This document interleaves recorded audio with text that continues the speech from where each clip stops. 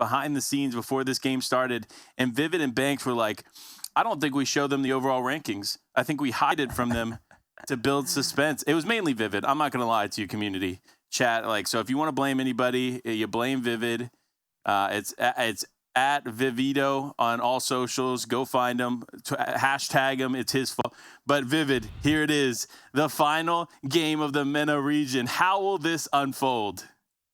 First of all, I can't believe you would put me in the spot like that, man. You know what I mean? But nah, I mean, listen, that's a great idea, right? We go into the last game. We have no idea what's going on. There's just so much going on at the top 8 spot. You know, coming into last game, actually, there was only like a 11-point difference between 4th and 8th place. So we have no idea what the overall looks like now coming into this last game. But listen, Panda, it's all on the line here, right? You have to get top 5 to kind of secure that invitation to the land that is happening later on in the year in Saudi Arabia. So a lot to play for here, even for like Drafto, right? We've talked about it several times. They are at the top of the leaderboard, right? Their spot at that land is kind of secured. But listen, you want to continue to show that domination. And something that's interesting is that they're actually contested over at Tilted Towers by Snow and Modus, right? And Snow and Modus coming into that last game were very, very close to that top 5 threshold. So a bad game out of them could potentially knock them out of top 5. So do you think that that is kind of playing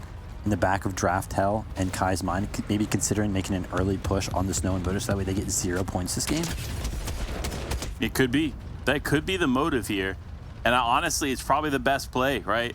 I don't know that it'll make too much of a difference as far as the overall standings go, but you have to be mindful of everything that's taking place, right? You know your position on the leaderboard, obviously maybe not going into this game, but going into the last game, and you know how many points you were able to put on the board. So put those two things together and mindfully try to strategize how you can not only put a ton of points on the board, but how can you take out your competition as well? Obviously, you don't want to just fully go land on an opposing team, because obviously that could not work out in your favor, right? However, you want to make sure you can create like a choke point. Find an area where both you and maybe a team that you're close to on the leaderboard might be rotating through. Position yourself well, maybe get some tags on them, even a potential elimination, and that could turn the tide of a game like this.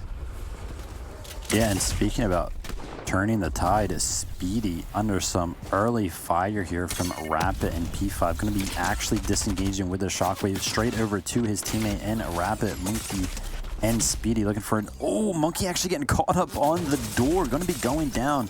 Well played there to P5, but no, Speedy... Oh my good... Speedy putting down some fire, and yeah, he's going to decide to actually make this push, giving himself the best opportunity to make that 1v2, but no, the nades do come in to persuade him to not continue that push. Now he does use that rift to go, puts himself in the sky, no cover up here. P5 and Rapid looking to lay down some shots. He only has about 20 HP left. One more bullet will take him out.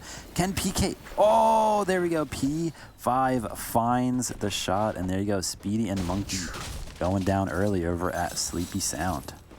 That's tough, right? Every player that's getting eliminated here in this game knows that that was it.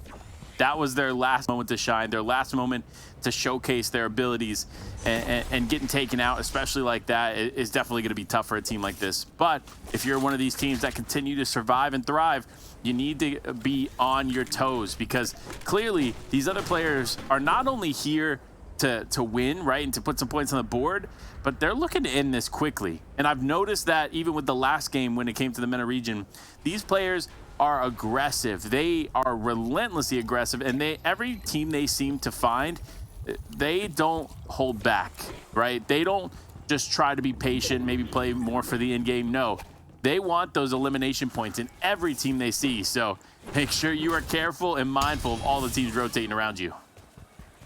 Yeah, those rotations, you know, around in your loot paths are always very, very important. You want to make sure you get as much loot as possible. And yeah, that's one of these things about Draftel and Kai versus Modus and Snow, right? We haven't really seen a lot of this like really early aggression, but usually like towards the mid game when actually one team goes for like a rotation out, that is where they like to kind of engage. As we can see, an engagement going down by Spy and Dexify over here on to Ferris, kind of catching him out as a solo. Well played by them. Just gonna be flying in, getting a quick 2v1 for an easy elimination. As we're looking at the map, here's actually another duo lurking. So Mansour and Adapter kind of creeping up on the hill, looking for a good angle, and they're going to find it. Are they going to get the 1, 2, 3 at the same time? There we go. Spy taking some damage here, going to be running. He does use that tactical sprint to go away, and Dexifite doing a great job of putting down some covering fire. Adapter almost goes down as Mansour makes a push, and yeah, there you go. Spy goes down. Mansour and Adapter in a good situation here. 2v1. Dexifite finds himself up on the hill now. Looks to finalize that elimination, but no. Takes a lot of damage. He is in the bush. Mansour diving right into the bush, going for this close range encounter as Dexifite uses a shockwave, but no, puts himself in the open. That could prove detrimental as he does take a lot more damage. One more bullet, he goes down. No, Dexifite gets away. He does, but look, he's turning back for this fight. He says, I know this team is not going to just let up here, but no, it doesn't work out in his favor. Mansour going to be able to clean it up. Him and Adapter now being able to put another 3 points through eliminations on there. So, look, that's what you love to see from a team like that. You know you have that player weak. You cannot let up. Speaking of not letting up, it's Kai and Draftel. They said, you know what? We walked away with a top 5 spot. We walked away qualifying, but we're not done yet. We're still going to push everybody. And another elimination comes through for them. So listen, if you're in this lobby and you're remaining here, you need to be on the lookout for that battle bus because Kai and co, they're on the hunt. Yeah, they find King in the battle bus, right? Usually that's not something that you want to encounter, right? Those turrets that are on top, they hurt. But they find King actually as a solo, so not sure what happened to VDFO this game, but Clutcher over here, he's actually in the storm with that heavy sniper, right? So kind of looking for an unpredictable angle here, waiting for this player to make a mistake, kind of sit in one position. Uh-oh. No. Oh, no! No way! Oh no, Clutcher with the patience. Adapter goes to pop a big shield and takes a heavy sniper shot and a quick burst rifle to follow. Mansour are going to be looking to defend his teammate here. Clutcher wants to finish this elimination, but Clutcher's actually solo, but Mansour has no idea, and he sees Clutcher hop into the vehicle. He sees kind of what's happening, but no, Clutcher decides to hop into the battle bus. What do you do here if you're Mansour? I mean, you have to defend your teammate, right? You can obviously let him go down because the card and the pickup is available here. But, oh man, it looks like he's going to clean up his loot too. But there it is. The sneaky play gets huge tags on him as he tries to escape. 1 HP in a dream, but it's not going to be enough. Mansour going to be able to clean up that fight and walk away with the elimination. So look, if it's a trade, a 1-for-1, and you don't have to worry about another teammate on the other team, I feel like that's a good trade to say the least. Listen, you know, Clutcher there, great patience with the heavy snipe.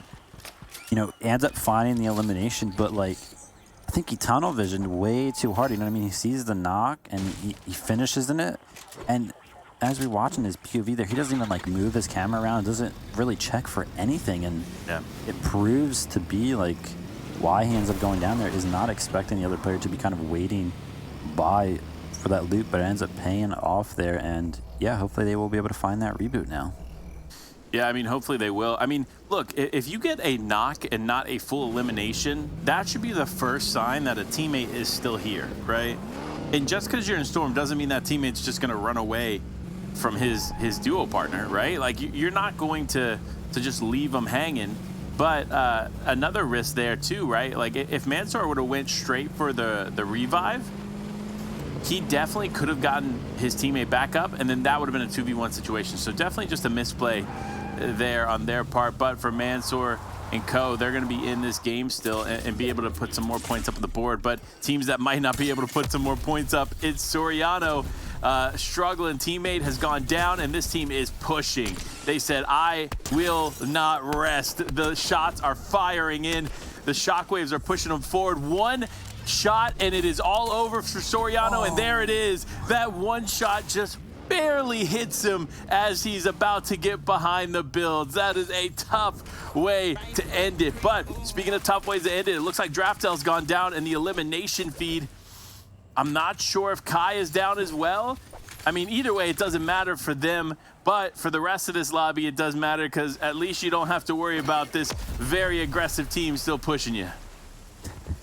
It is amazing. The MENA region is so aggressive. There are so many fights to go down in this mid game. There's so many ways to like hide, right, and avoid those type of fights, so that way you can, you know, get to the end game and just get as many placement points. But like, no, they're like, listen, elim points or elims are worth 3 points, right? Like, we want some of those, and there's just so many situations where we find these 2v2 fights or situations where players get caught out. You know, maybe a little bit of lack of like awareness in their surroundings or something, you know, something's going on. But there are just so many picks that kind of happen in the MENA region. This is very refreshing to see. Usually in other regions we just see a bunch of teams being safe, hiding in their vehicles, but no, MENA is like, listen, bring it on. We want these fights. We want these elimination points.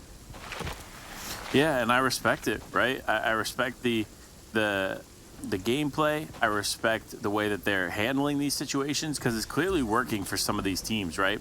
But obviously, if you're on the receiving end and you're one of those more patient players, it's definitely not working out in your favor, because you got players like Mori and co who find themselves positioned really well, 2 vehicles, using them both as cover, and just looking to take shots at any players that revolve around. But looking at the map, it looks like this is a pretty even spread here, Vivid. I see, what, 1 team in zone already? The rest of the team's rotating forward. But for Adapter and Mansour, they need to be careful, because it looks like they may rotate right on top of a team. Yeah, we saw it happen earlier. Mansour clutching up, does get that reboot, so that is good for him and Adapter. But as you mentioned, got to be careful. You know, you are feeling good, right? Like, yeah, we got the reboot, but can't be lackluster. As you can see, 3 Mori and Kakarot creating a barricade with their vehicles. And when we're looking at that map there, we can see just how much the lobby has kind of trimmed itself out. That is just to prove how aggressive these MENA players really are. And listen, it's crazy, right? Because we see how spread out they could be on this map. But yeah, no, they are still finding opportunities. As you can see here, Adapter and Mansour were under fire, actually. It's like, man, these guys just do not give it a rest. They always want more eliminations. Yeah, it's actually kind of impressive, right? We don't see this on any other region, but MENA showing up, showing out, and they connect their shots too. That's the crazy thing. When these fights take place, it is all out chaos that ensues. So honestly, impressive so far. But one thing that I definitely got to point out here, Adapter, not looking to be in the healthiest position. Obviously having to make their way all the way out of Storm after getting Adapter back into the game. It's definitely going to be tough for them to kind of rekindle the momentum they had before that moment. But for Mansour and Adapter, they know they need to do something, and they need to do something fast.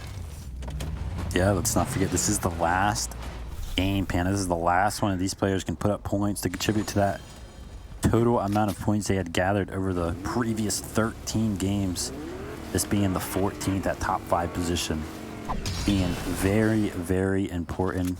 Get you a straight invitation to a land in Saudi Arabia that will have a giant prize. But we do know that we are playing for charity today, though. So, you know, regardless of how any of these players do perform, we will see some great charities receive a very large amount of money. As you can see, Rapid picking up an elimination onto Wagner there. So it's going to leave Hero off in the distance as a solo, the only solo actually left in this lobby. So he's going to want to, you know, use some of those ratty strategies. He's going to look to hide. As we tune in over here to the Daily Bugle again, look how close all of these players are. There's only 7 teams left, and we can see 3 of them over here by the Daily Bugle, and another one right off into the distance. They love to just be around each other. They want to create more and more of these opportunities. It's like they're just like stalking their prey in sorts. Look at this. They're just always creating situations to find eliminations. Like, guys, listen, if you just, you know, chill out for a minute, you can get into that end game. But no, let's go ahead and end the game now, they're saying. Well, I'll give this to them, right? Because they don't use vehicles as much as we've seen other regions use, right? Making it to the end game is kind of like, it's kind of a catch-22, right? Because everybody's just out usually in an open space, and you kind of just have to survive. Because with zero build, you can't just create natural cover constantly, and there's only so many cow catchers that can be found throughout a game, right? So it really boils down to who's going to have the better cover in those final moments. So why not settle it now? Why not settle it early? Try to eliminate as much of the opposition going into the end game, so you don't have to worry about the RNG factor of, hey, will I find enough cover to survive? Yeah, very good point here. And man, listen, a lot of these players, they must have some very good loot routes and everything like that, because a lot of them, look at this, 433 medium ammunition here to use, right? And that is an important factor of kind of consider, right? We've seen so much aggression in so many of these opportunities where these players love to take shots at one another, but if you didn't have that ammunition to kind of back that up, then it wouldn't be possible. So good on all of these players to make sure they do get looted up before going into these situations. Look at this adapter and Mansoor.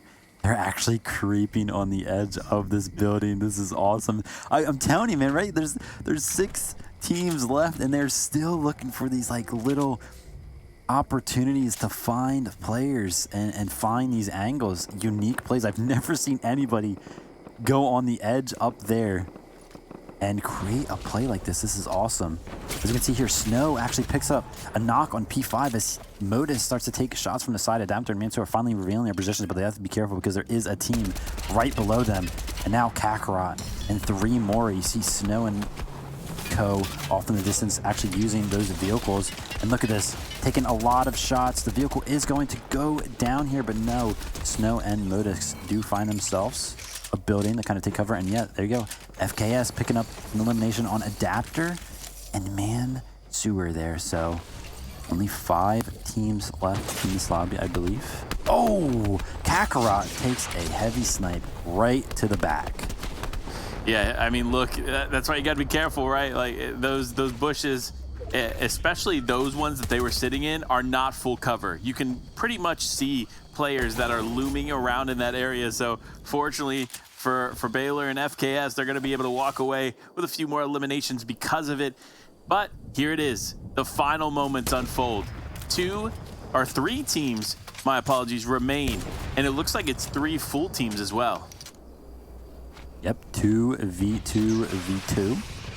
Modisk and Snow off on the edge of the zone, and Cal and NM7 looking to make a rotation in using their car. They are actually the furthest ones away from the zone, but they're kind of trying to stay hidden, trying to stay low-key, not make their presence known. As you can see, FKS putting down some good shots, but he is going to make himself aware of that vehicle. Going to look to use the Anvil rocket launcher as Cal and NM7 find a side angle on this duo over here. The Shockwave looking to save him, but no, they make quick work of Snow and Lotus and Panda. We are left in a 2v2 situation on the final game of the MENA region.